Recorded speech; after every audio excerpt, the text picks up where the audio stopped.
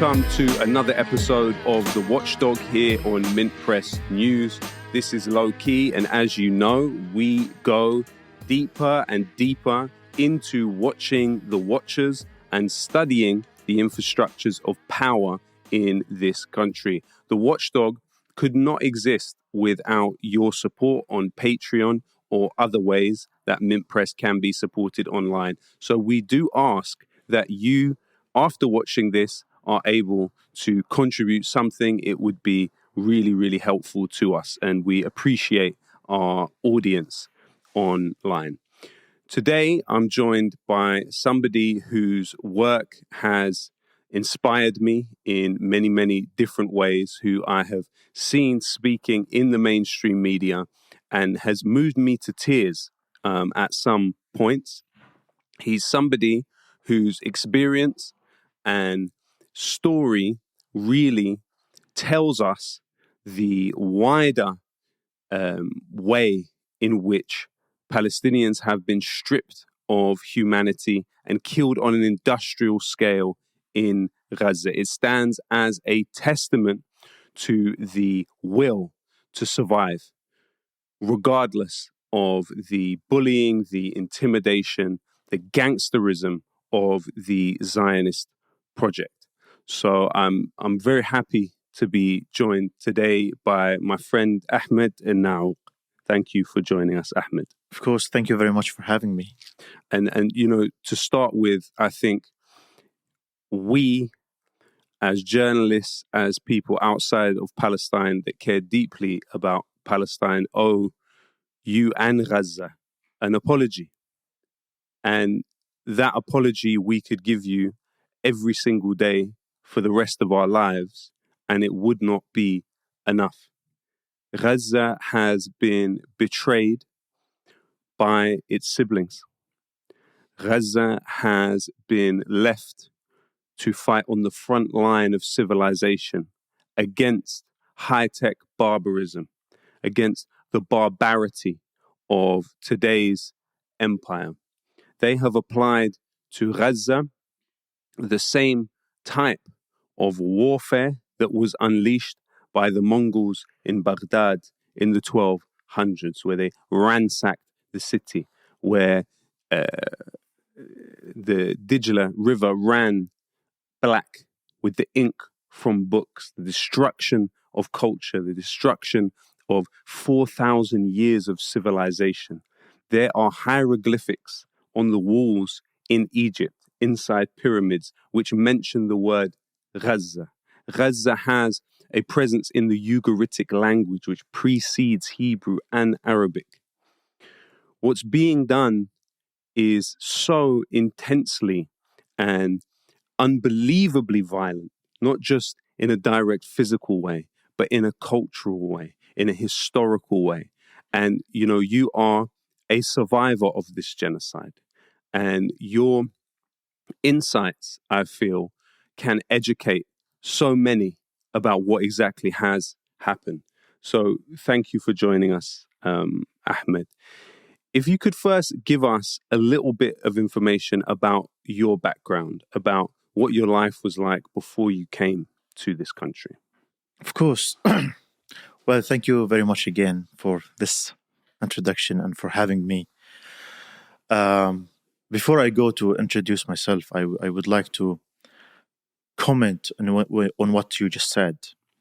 And my comment would be, you remember when Netanyahu went to the Congress and he said, this is a war between civilization and barbarism. I agree with him.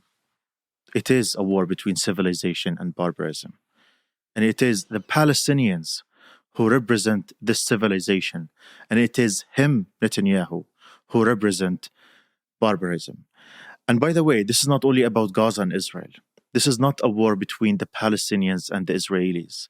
I think after watching and witnessing this genocide that lasted for 10 months and ongoing, and by the way, I don't think the genocide will end soon. I think it will continue. It is ongoing. It has been ongoing and it will still be ongoing. And me watching this war for 10 months and observing the world just saying a few words, how fake this universe was, how much we have been betrayed, the Palestinians, by our brothers and sisters, and also by our enemies, and by those who claim that they are neutral, by those countries or governments that pretend that they are the heaven of civilization and freedom and all of these principles that they brag about. It made me realize that this is not a war between the Palestinians and the Israelis. It is a war between civilization and barbarism. And the Palestinians do represent civilization. It's not the other way around. It feels like we in Gaza are fighting the entire universe.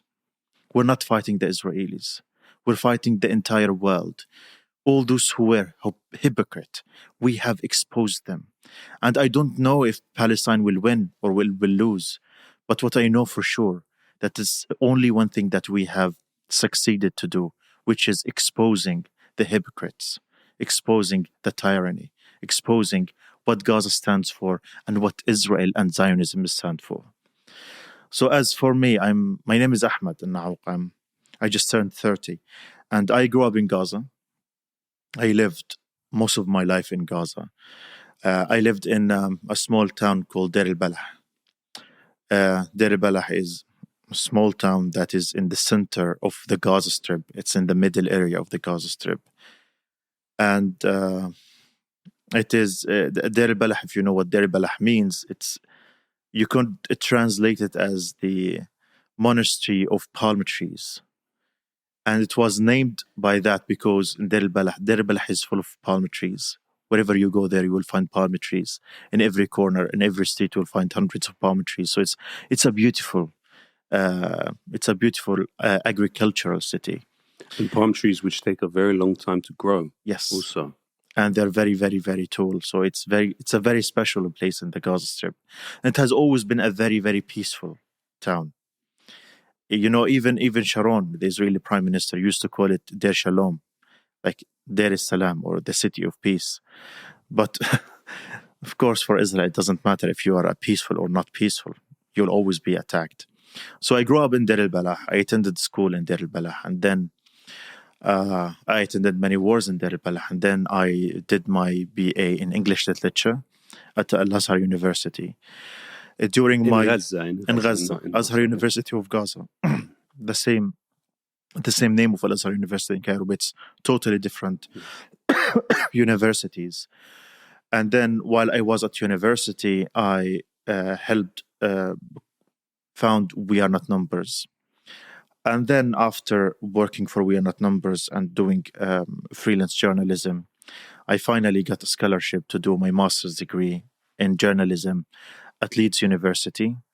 I got the Chevening Scholarship, which is a British governmental scholarship that is given to those who might be leaders in the future. And then I came to the UK. I did my master's, and then I stayed here for work. I've been living here since 2019. Tell us a little bit about We Are Not Numbers. This was an organization that I heard about here prior to 2019, if I remember correctly. And there's quite a few exceptional people that were part of We Are Not Numbers. And tell me about it. So We Are Not Numbers started after the war in 2014 in Gaza. During that war, I lost my brother and many of my friends. And I, like many other people, I was only 19 years old. I sank into deep depression after the war. And then I was encouraged by an American journalist to write a story about my brother. And yeah, I said this story many times, but I was very depressed at that time. And then after she insisted on me, I agreed to write a story about my brother in English. After I wrote my story and it was published, it had changed my mind about the world, because during that war in 2014, I was reading English. I was watching the English media, and it always came to my attention how they report the wars in Gaza. And unfortunately, during that time and during this time, and for the past 76 years, the media in the West has always been dehumanizing of the Palestinian people. They have always reported us as numbers. The numbers of the Palestinians killed is the headline, but they would never write stories about the Palestinian people, about their stories, about their life. So for us, we, the Palestinians, were just numbers in the news.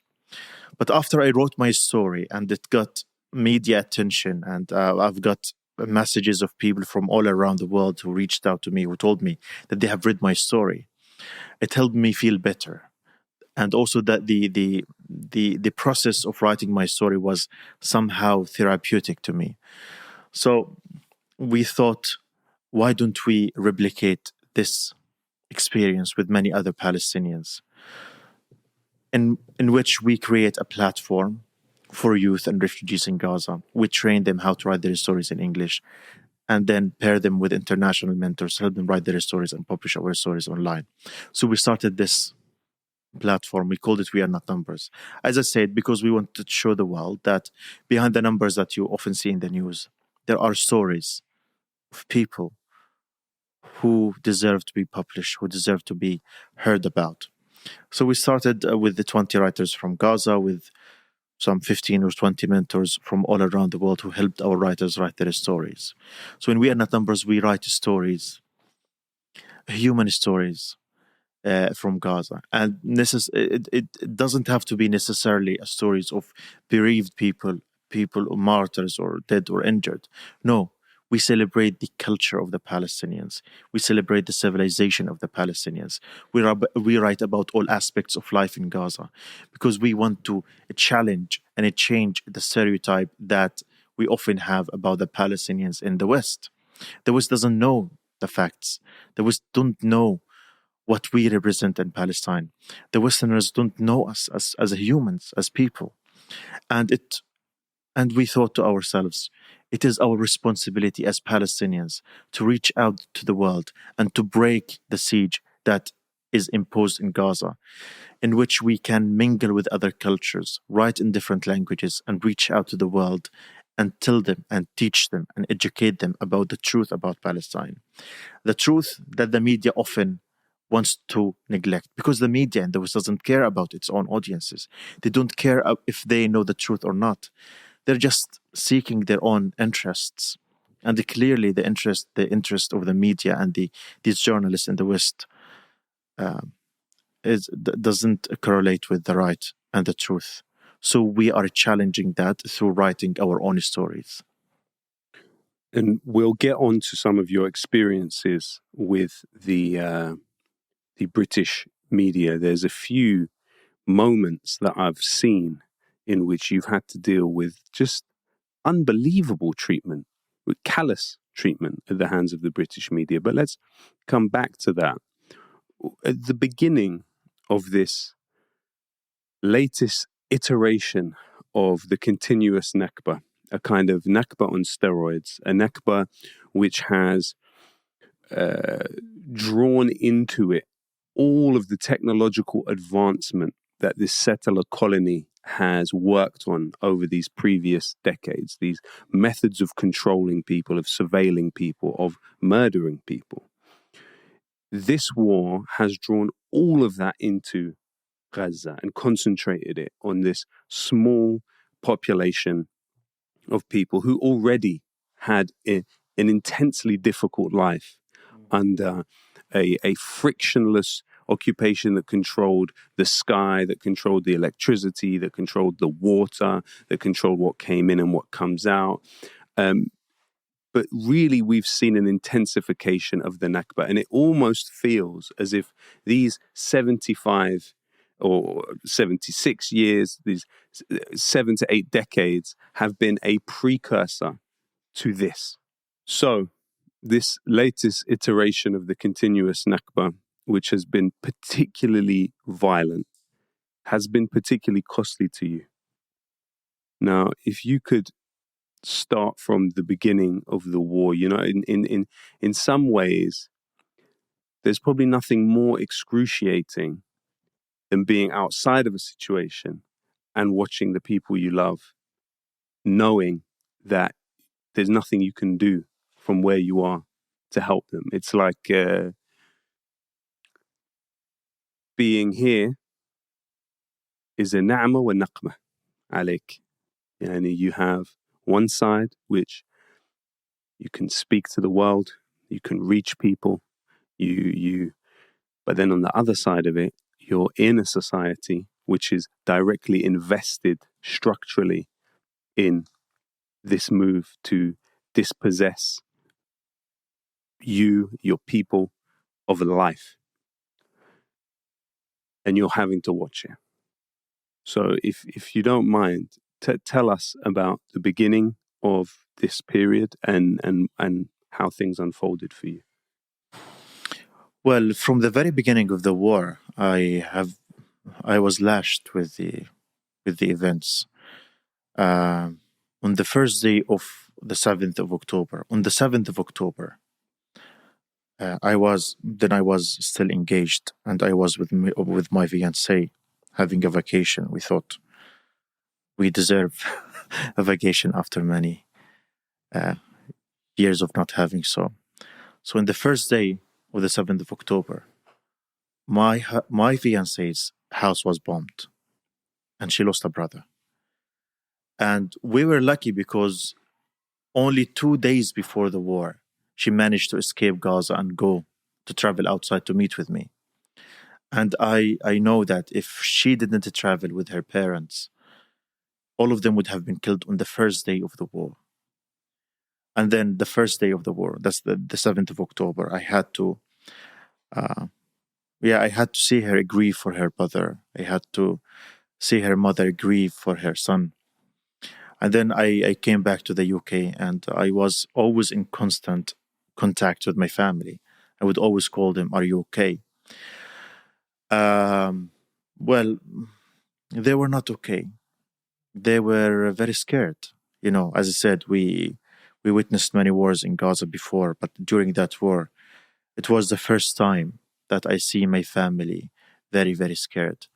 My younger brother, Mahmoud, he was occupying himself with finding ways of how to evacuate the home if there was an emergency. My sister Aya, she had already, like on the 20th of October, her home was bombed. So I have all of my sisters and brothers are married except for my younger one, Mahmoud. And her home was partially damaged, so she had to escape her home and come to stay with us.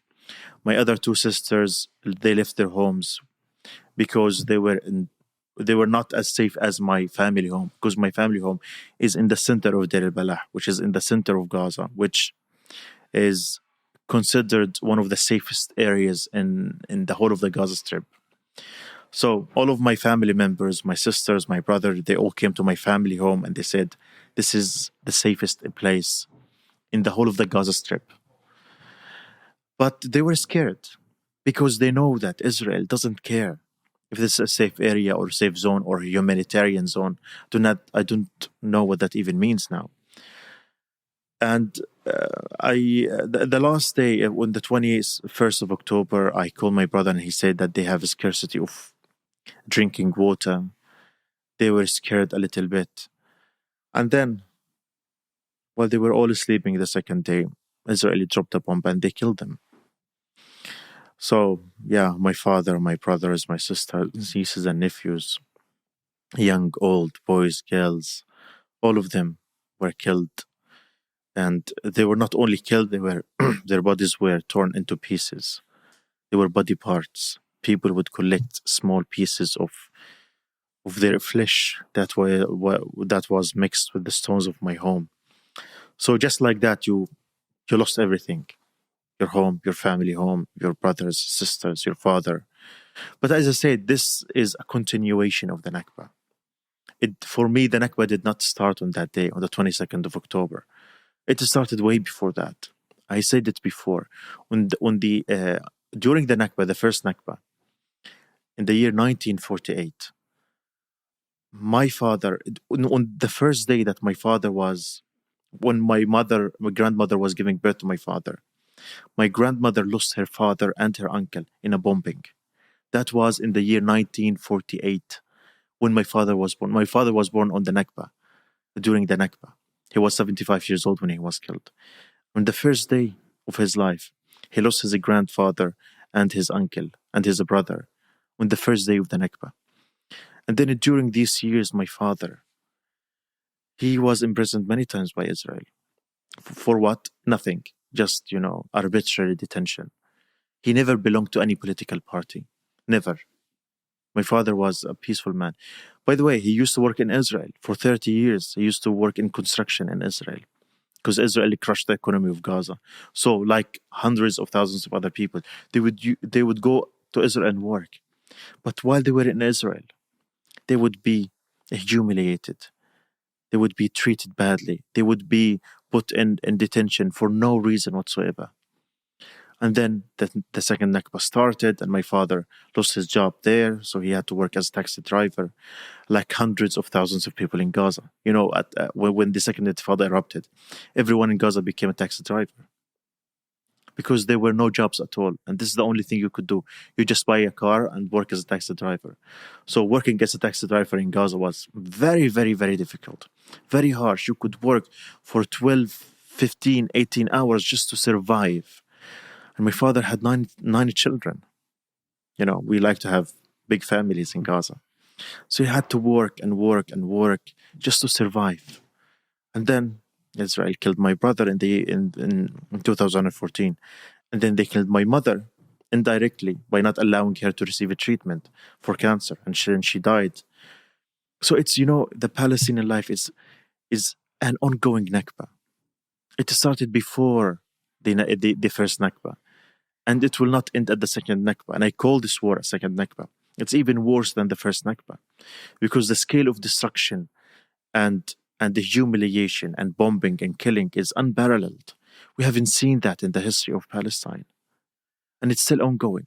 And me watching my family now from the outside is not a blessing. It's a curse. Sometimes I would feel like I really would love to live there right now than being here. The hardest part of me losing my family was not being able to see them, to give them a farewell kiss, to attend their funeral. I don't know where they were buried. I still don't know. And most likely I will not be able to know because they were just buried everywhere. Now you go to Gaza, the streets in Gaza, they have become graveyards. Everywhere is a graveyard. Hospitals have become graveyards. No one knows where their relatives or their brothers were killed or were buried. And me watching that from the outside and watching this here. But then I lost most of my family members. I still have 2 sisters. I lost 3 brothers, 3 sisters. But I have still 2 sisters. And my 2 sisters survived because they were not at home. They were at their husbands' homes. And yesterday my niece called me. And she said, Ahmed, the Israelis called them. And they told him to evacuate the area in Deir al-Balah, where they have been living. And she would beg me to find her a spot, a tent, a place that she can move to. And I couldn't find her any place. I couldn't help her. And then I started avoiding her calls because I don't have anything to tell her. There is no place safe that she can go. I can't secure a tent for her. I can't ask one of my friends in Deir al-Balah to find a place or a room for her because Deir al-Balah is the most crowded area in the Gaza Strip right now. It's 2 million people are there, maybe, or 1.5 million people are there. There is no place that she can go to. There is no place safe that she can go to. And I can't help her. And she's got only me. There's no one else that she knows. She's lost all of her brothers in Gaza. And she's divorced. She doesn't have a husband. And, the state of helplessness that I'm feeling is so bad that no one could understand. So it's not a blessing being here. Sometimes I say that I'm a privileged. I have electricity. I have water. I have food. I can travel. I can meet people here. I'm safe, almost. But there are sometimes you feel, the survivor's guilt is overwhelming now. It's overwhelming. Sometimes I question myself, why is it only me who survived this war from my family? Am I special? Or maybe I am doomed? Maybe sometimes you have these ideas that maybe God hates me, that's why he did not take me with him. with my family. You have all of these ideas, conflict all the time. What is right? What is wrong? What should I do right now? Should I speak up? Should I shut down? What should I do? Should I risk my safety to speak about my people, or should I stay safe for my sisters, my two sisters in Gaza? You don't know. So you are in constant conflict all the time, and you're always like absent-minded. You can't concentrate on something. You can't feel safety. Every time now I travel or go in a plane, I would feel like this plane is gonna crash. I will not make it. I will die here. I will die there. So it's very, very bad. But I can't say that I am suffering as the people in Gaza. I'm not. I am the privileged one here. I am the lucky one here because I am safe. But in a way, what you're speaking to is the way in which Zionism in Gaza now has rendered death ubiquitous, not only inside Palestine, but outside of it. The images of death are so constant that they're in your thoughts at all times. And so, Ahmed, just to be clear, in totality, how many of your family members did Israel kill? I don't know. I have no idea. I know how many Your immediate family. immediate family members I have lost. I know that Israel killed my father in this war, my mother 3 years ago. I know that I lost 3 brothers, 3 sisters. I know that I lost 14 of my nieces and nephews. So, my brothers and sisters, they were killed with all their family, with all their children. I know that I lost many cousins. I don't know how many cousins. Every time I go check my Facebook, I will find one of my cousins is killed. Many of my cousins are missing now. I don't know where they are, if they're alive or dead. Last month, I called my auntie for the first time in this war, and she told me that her daughter died, and I didn't know about it. It was that many months ago. My other auntie, she most likely she lost 2 of her sons. I don't know. They were missing. One of them is like clinically dead. His home was bombed, and he's now. So I don't know how many of my relatives or family members were killed. I don't know. And the horrific thing about this is it's not exceptional or an aberration. Many, many Palestinians in London from Gaza have lost tens of family members. This is genocide. This is genocide. There's a significant proportion of the population. And then you find yourself in a situation where you have an organ of propaganda, which is the way the British media functions. It has close relationship with Israel lobby groups. It's closely folded in to British foreign policy points of view. And then it provides justification for what you're speaking about are quite clearly civilians. Of course. You're not talking about people that even known for political activity, let alone military activity. Israel targets civilians. Now, even that sentence, after almost 50,000 people, at least in the smallest estimations, killed. To say the sentence, Israel targets civilians, it's almost like you're telling people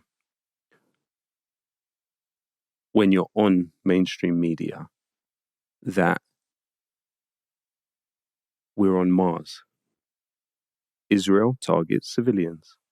This is a very easily verifiable, documented fact. And everything you've just said to me is part of that. But yet you find yourself thrown, to think about you having to deal with the things you're having to deal with, and then being thrown into what is a hostile environment, which is the mainstream media. And it's akin to an interrogation delivered by a security agency. And that's as a grieving son. So tell us about some of the most prominent in your mind examples of when following the killing of your family members, you've had to appear in front of thousands of people on the national media and somehow defend your own humanity. Well, Lowkey, I have to say this. In so many cases, in so many TV outlets here in the UK, when they invite the Palestinians to come to their studios, they do not invite you because they want to hear your opinion or your political analysis. They would like to welcome you to their studio just to pursue their own bias or their own reporting. So someone like me who has lost his family in Gaza, they would invite me to come to their studio, yes, because I already talked about it on social media and everyone knew about it. So they want to pretend that they are neutral or unbiased by inviting someone like me. But then they would invite me not because they want to hear my story. Or in the best cases, they would like me to talk about my tragedy so that people can say, oh, Ahmed is, oh my God, we're sorry for you. But they do not want to hear me, my critical analysis of the situation. So, for example, when I start attacking the media, they would backlash at me. So they want me to come to their studio and say that, okay, I'm sad, I'm crying, I lost my family, I don't like the war, I want peace, I condemn Hamas. Hamas is a terror organization. So if all the messages that they would like you to deliver, they all must come within this framework of their ideology, of their bias, of their own way of reporting. The moment you try to challenge them, to challenge their narrative, then you're immediately under the spot. You're immediately attacked. And in many cases, my relationship to my brothers and siblings were questioned. Are you close to you? Are they close to you? Like as if that somehow it doesn't dictates matter how you should be responding. Yeah. So are you saying that you're more hurt than you are? Exactly. That's the implication. Exactly. And in some other cases, like my nieces and nephews and their collateral damage, it happens. Like the killing of the civilians happens in every war. Who was that said that? I don't like to name, but everyone knows. Everyone watched this interview, and one of them said, like, it's collateral damage. It happens, you know. Civilians can die at wars, so you're telling someone who just lost all of his family is that civilians can die at war. Over 20 members of their family. You're sitting next to somebody who's sitting in that, who's living that. Yes. And immediately after I lost my family. So it just happens. He doesn't want me, or they don't want me to criticize Israel after they have killed and murdered my family. And if I want to criticize Israel, then no, I'm bad. I'm a bad person. I'm unworthy of being listened to. Do you condemn Hamas? Is Hamas a terror organization? If you answer with yes or no, like that determines if you are worthy of telling your story or not. And it's how they try and weaponize you against yourself. Exactly. So they want Palestinians to come to their studio to condemn Hamas and say Hamas is a terror organization, because when we say that, that is, a call that Hamas must be eliminated. And it's not only about Hamas, it's all about the Palestinian people. So when Israel goes and destroy the Palestinians and kill the civilians, it justifies it. Yes. They want you to justify the killing of your own family. Exactly. So they want me to say that, it happens. My family are killed. It's okay. It happens. I'm not allowed to criticize those who have murdered my family. That is a problem. It's gangsterism. It's emotional blackmail. It's structural. It's institutional. But that's why, Lowkey, when we say there is dehumanization of the Palestinian media, this is what we mean by dehumanization. Is that I am allowed to lose. It's that the Palestinians can lose their loved ones. They can struggle. It's okay. They're used to it. But if an Israeli person who lost 21 members of his family and he's invited to come to the UK, what kind of a treatment would he receive? And frankly, such a person doesn't exist. It doesn't exist. Doesn't exist. But if it you can't does, find one Israeli, but this is the asymmetrical nature of what we're talking about. You don't have one Israeli that has lost 20 members of their family. That type of violence has not been exacted.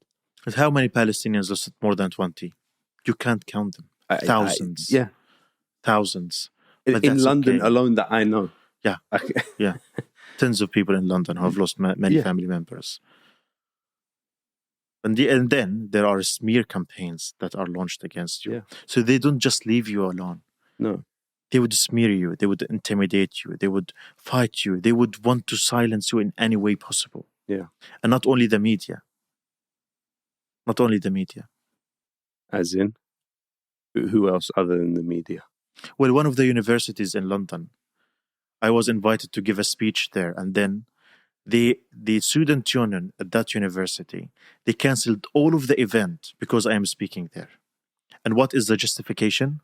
Do you know what they said? It would make Jewish students uncomfortable. No, not even that. They said Ahmed refused to condemn Hamas in one of his interviews. And you're talking about... But you know what? Yeah. At that time, I was never asked to condemn Hamas. Wow. So it was a lie. Wow. I wasn't even asked to condemn Hamas at any of my interviews back then. So you see, so this is like, it feels like a universal war against the Palestinians. It is. Whoever they are, wherever they are. And by the way, I have always been critical of Hamas my entire life, but that doesn't matter. Yeah. You'll have to go, and they want me to speak as an Israeli. Yeah. And I refuse to do that. Yeah. Absolutely. You know, there's aspects of what has happened that are unprecedented in human history. There has never been a situation where people are as intimately aware of this level of violence. And there's also all of the developments and advancements that they've made are now being used to end life. Technology that could give life. Technology and people with brains that could somehow use this know-how to help people are now aimed at killing some of the poorest people in the world. And to me, it doesn't seem a coincidence that the first people that stood with Gaza and have given the most to Gaza are some of the poorest people in the world in Yemen as well. And really, we've seen, as you alluded to earlier on, Gaza is the clarifier. Gaza is the clarifier. It has revealed who is on whose side in this entire war. And today we have a greater awareness of what exactly it is that we're facing as a regional project and what exactly their intentions are. On the other side, and of course this is a kind of side note really, because in counterbalance to the material reality, we can say that winning a war is about convincing as wide a number of people as possible of your point of view. Now, if that is the metric by which you work out who has won and who has lost the war, Gaza has won. Israel has less supporters than any other time historically. It has the idea of Zionism is being more widely lambasted than at any time previously. But does that matter? But that's when you balance it up against the material reality and people actually. But why do the Palestinians have to pay the price for that? Absolutely, I agree. It's a huge problem, and yeah.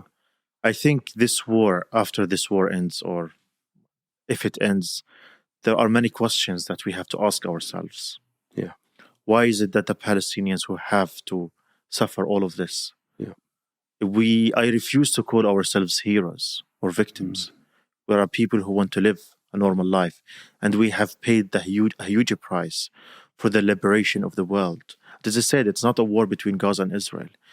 I think it's a war between capitalism and the working people all around the world. Yeah. Do you know why?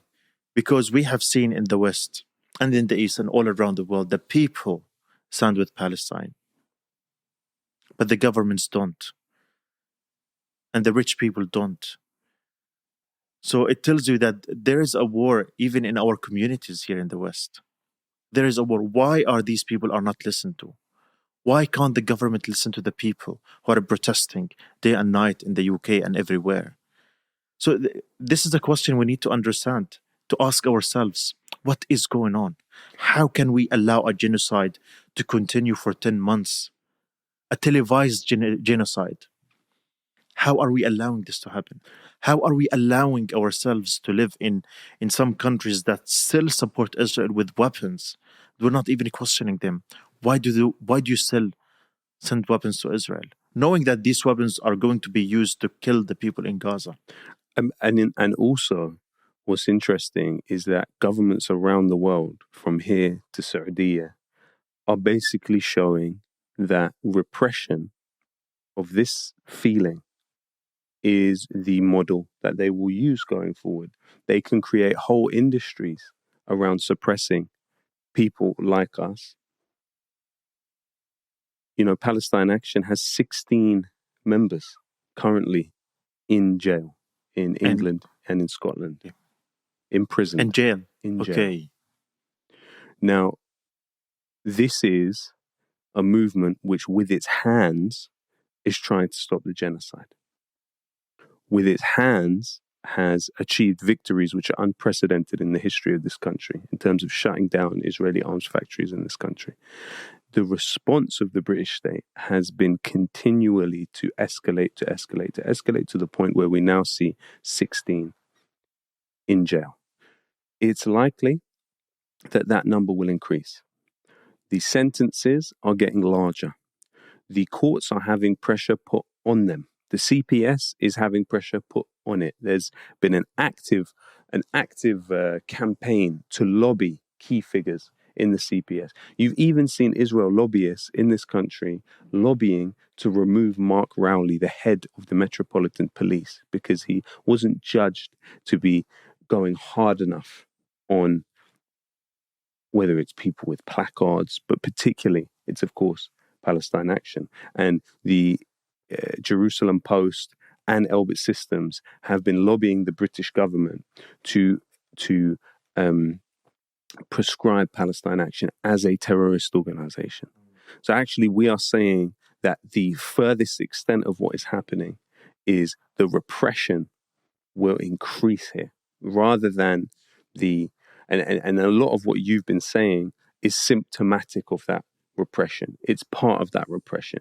This estranged way in which you're being dealt with, this inhuman way in which you're being dealt with, is part of that bigger picture to the playbook of using, do you condemn this or that political organization?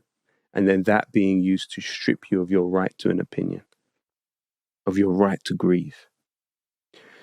And really, this is the picture today. Intensify and harden these particular forces within society, harden the authoritarian and suppressive forces within societies, and it's truly grotesque.